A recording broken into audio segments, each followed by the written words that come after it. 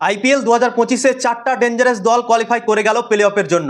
যে 4টা দল প্লে অফের জন্য কোয়ালিফাই করেছে সেই 4টা দল ডিজার্ভ করে। তারা দুর্দান্ত ক্রিকেট খেলেছে এই আইপিএল 2025 সালে এবং তাই জন্যই তারা কোয়ালিফাই করেছে।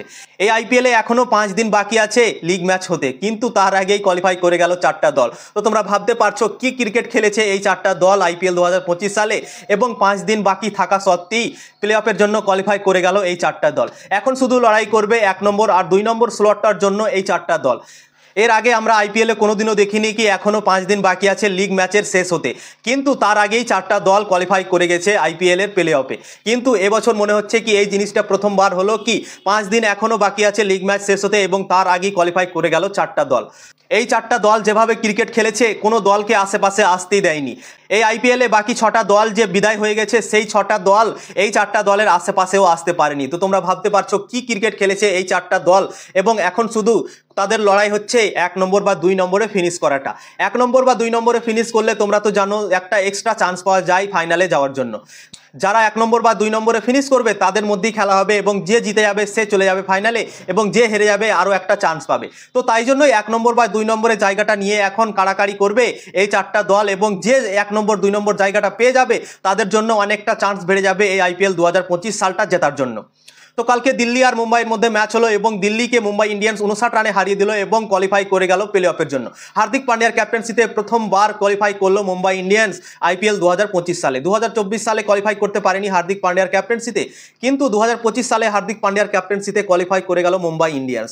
তো মুম্বাই ইন্ডিয়ান্স আর দিল্লির মধ্যে কালকে ম্যাচ হলো এবং মুম্বাই ইন্ডিয়ান্স প্রথমে ব্যাটিং করেছিল এবং রোহিত শর্মা আর রায়াল রিগেলটন কালকে ঠিকঠাকভাবে শুরুয়াত দিতে পারেনি। রোহিত শর্মা খুব তাড়াতাড়ি আউট হয়ে গেছিল, মুস্তাফিজুর রহমান তাকে আউট করে দিয়েছিল এবং দিল্লিকে একটা ভালো জায়গায় নিয়ে চলে গেছিল মুস্তাফিজুর রহমান প্রথম উইকেট দেওয়ার পর, এবং 60 রান যেতে যেতে মুম্বাইয়ের 3 উইকেট পড়ে যায় এবং মুম্বাই অনেকটা চাপে পড়ে যায়। তখন সূর্যকুমার যাদব আর তিলক বর্মা ব্যাটিং করে এবং কিছুটা পার্টনারশিপ করে, এবং সূর্যকুমার যাদব বুঝে গিয়েছিল কি এই পিচটা অতটাও সহজ নয়। এই পিচে যদি 160 রান করা যায় তাহলে এই 160 রানটাই হয়ে যাবে বিনিং টোটাল। সেই ভাবনা চিন্তা নিয়ে সূর্যকুমার যাদব আর তিলক বর্মা ব্যাটিং করতে নেমেছিল 6 ওভার পরে।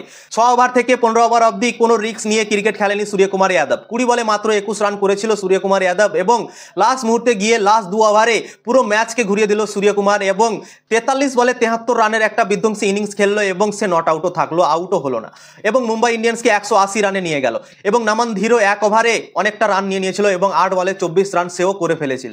তো অসাধারণ ক্রিকেট খেললো নামান ধীর আর সূর্যকুমার যাদব, এবং এই দুজনের জন্যই 180 রানে পৌঁছে গেল মুম্বাই ইন্ডিয়ান্স, এবং 18 ওভার অবধি ম্যাচটাকে কন্ট্রোল করেছিল দিল্লি ক্যাপিটালস, কিন্তু লাস্ট 2 ওভারে মুঠি খুলে দিল এবং মুম্বাই ইন্ডিয়ান্সের দিকে পুরো ম্যাচ ঘুরে গেল। দিল্লি ক্যাপিটালস লাস্ট 2 ওভারে 48 রান খেয়েছে। তো তোমরা ভাবতে পারছো 48 রান খেয়েছে, এবং যে সময় মনে হচ্ছিল কি 155 বা 160 রান মতোই করতে পারবে মুম্বাই, সেখানে মুম্বাই চলে গেল 180 রান। এবং কালকের পিচটা অনেক কঠিন ছিল এবং বোঝাই যাচ্ছিল কি এই পিচে অত রান চেস করা খুবই কঠিন হবে দিল্লির জন্য, এবং হলোই সেটা। দিল্লি মাত্র 121 রানে অল আউট হয়ে গেল এবং মুম্বাই ইন্ডিয়ান্স 59 রানে ম্যাচ জিতে গেল এবং কোয়ালিফাই করে গেল। দিল্লিকে হার হালে এই ম্যাচটা জিততে হতো এবং মুম্বাই ইন্ডিয়ান্সকে হারাতে হতো, কিন্তু মুম্বাই ইন্ডিয়ান্সকে হারাতে পারলো না এবং দিল্লি ক্যাপিটালস বিদায় হয়ে গেল এবং মুম্বাই ইন্ডিয়ান্স কোয়ালিফাই করে গেল, এবং 4টা দল কোয়ালিফাই করে গেল প্লে অফের জন্য, গুজরাট, আরসিবি, পাঞ্জাব আর মুম্বাই। তো এই 4টা দল এখন লড়াই করবে 1 নম্বর 2 নম্বরের জন্য। তো কোন দল 1 নম্বর 2 নম্বরে ফিনিশ করবে অবশ্যই কমেন্ট করে জানাও।